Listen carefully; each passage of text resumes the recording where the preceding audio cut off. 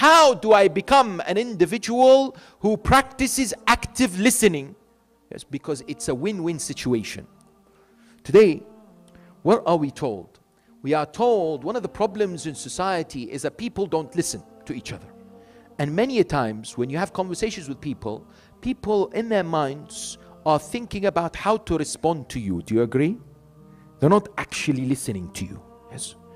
Many a times, if we invest in this process, it enhances relationships. It strengthens bonds between people, right? So we need to develop this skill. And how wonderful it is if today in schools, in addition to the ability to read, children are taught listening as well.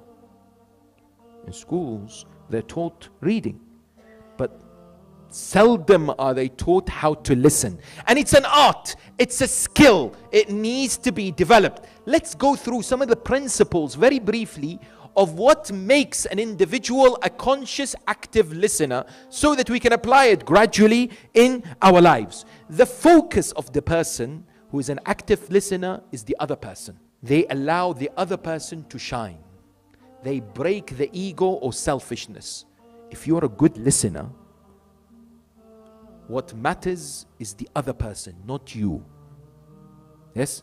So, you're more interested in them than interesting. That is the fundamental quality of a person who is a good listener.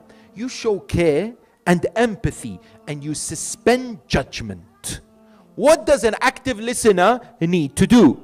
Number one, they must avoid any form of judgmental statements. Number two, they should never interrupt. When you're having a conversation, do not interrupt the other person. Allow them to speak. Number three, yes, they should never, or at least at the beginning, immediately jump into the need to fix the problem. That means, stop. I don't want you to talk. I'm going to give you solutions. And this, by the way, is sometimes something the males do much more than females. What do you mean? Males are more solution orientated. Females are more process orientated, right? So sometimes the males immediately want to end the conversation by offering a solution. And this creates friction because, for example, the female or the wife in this instance, what is she doing? She wants the husband to listen to her, not to offer solutions. Sometimes that lending ear is soothing, is calming, is therapeutic, is powerful to mend or to strengthen the relationship.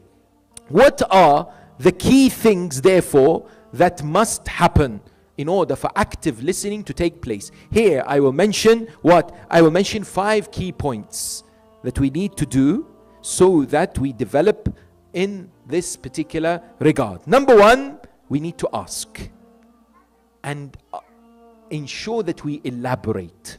Meaning what? You're having a conversation with someone and they tell you about something. Be interested about them and say, tell me more. What actually happened?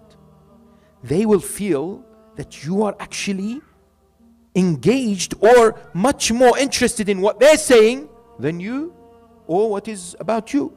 So to ask them about their state is an indicative feature of a good listener. Similarly, you appreciate and show interest by using certain sentences. For example, by saying, I hear you, I understand. These affirm that you are what? You are still with them. Because why?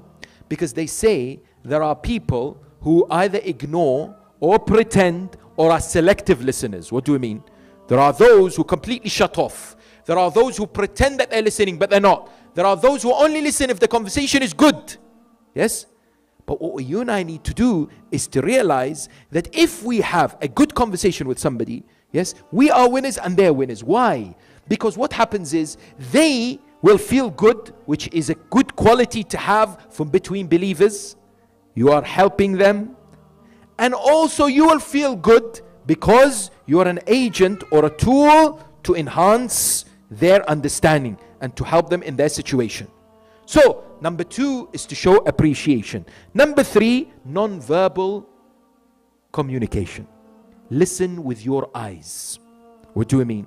The way you stand, your posture, how you look at somebody when they're talking. If you don't look at them, or you're looking at something else, this indicates you're not listening to them. If you're standing not straight or facing them and somehow towards another direction, that's also a non-verbal cue that you're not actually paying attention to them. So non-verbal communication here is vital. Similarly, let them talk and resist the temptation to interject as much as possible. Let them speak. Don't interject. And if they are quiet, encourage them more by asking questions. These are very effective. And finally, summarize. Ask them to what?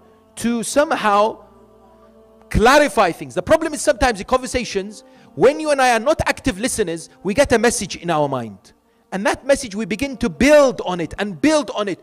And then we're completely off the track of what they're actually trying to say. Right? This is a huge issue. Right? So what you need to do at the end of a conversation or at the middle, summarize. So you say to them, in my understanding, this is what you said. Is that true? This is how I've understood what you have said to me. Is that right?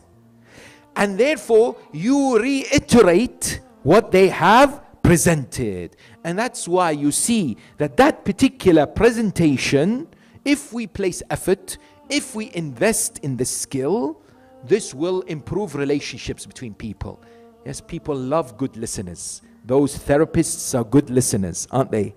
Those individuals, for example, in society that people go to tell them about their problems, they are those who practice these qualities and much more. And it needs training, but it's greatly beneficial.